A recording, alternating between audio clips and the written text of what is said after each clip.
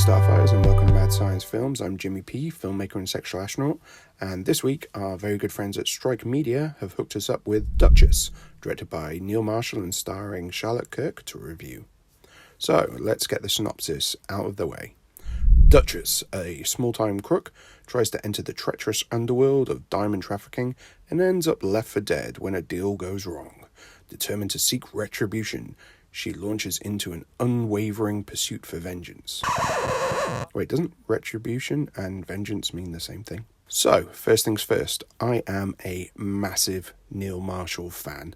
Like many of my age in the UK, when Dog Soldiers first came out, I was hugely impressed that a UK filmmaker had made such a fun horror action comedy blend that was equal parts Evil Dead, The Howling, and Assault on Precinct 13. He cemented his horror creds with his 2005 follow-up, The Descent, which managed to make this desensitized horror fan jump for the first time in a long time. I made sure to catch 2008's Doomsday at the cinema and loved the popcorn action movie riff of Escape from New York meets Mad Max, and all set in Scotland. Hell, I even dug his divisive take on Hellboy. So when I saw the advertising for his latest film, which promised a Neil Marshall take on the Nikita Atomic Blonde, Gunpowder Milkshake genre, I was all in. But the film isn't that. Not really. The film plays more like one of those Danny Dyer lock-stock rip-offs from the mid-2000s, complete with that very annoying Cockney voiceover so beloved by Guy Ritchie. At first I wasn't sure what to make of it. Why was Charlotte Kirk's sub-EastEnders accent so grating?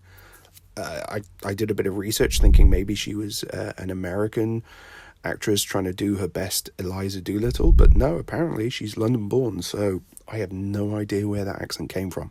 So my main problem with the film comes from the two leads, played by Charlotte Kirk and Philip Winchester. They are so incredibly wooden. I didn't buy the chemistry between the two at all, and often I had no idea what emotions the actors were trying to portray on their faces, but thankfully that really painful voiceover kept popping up to explain what the actors were failing to convey. I just want to hop in here and say it gives me no pleasure to rip into films. I love movies, and I know how hard it is to make films, and the hundreds, if not thousands, of people needed who work incredibly hard to make sure these films exist.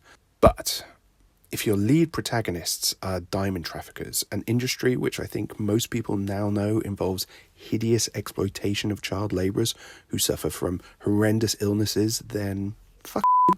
The filmmakers even throw in a short monologue to explain away the characters and motivations, which basically boils down to, well, if we don't do it, then someone else will. I don't need my protagonists to be angels or even likeable. For example, I'll follow the Gecko brothers in From Dusk Till Dawn because they are interesting characters who, although do heinous things, they have a clear relationship, well portrayed, and it's clear what their goals are. Duchess doesn't have these things. Their characters aren't interesting, they are not well portrayed, and beyond the final acts move into revenge territory, I'm not on board with their goals. So, what's good about Duchess? A few things, actually. It's fun to hear British acting royalty Stephanie Beacham dropping F-bombs and see her torture gangsters. Sean Pertwee steals the show in what must be a favour to his old Dog Soldiers director. Anytime he's on screen, the film comes alive and he delivers some great comedic lines. But to be honest, his presence just illustrates the deficit in the rest of the on-screen personalities. Duchess is getting a theatrical release on the 9th of August in advance of its 12th August digital release from Vertigo Releasing.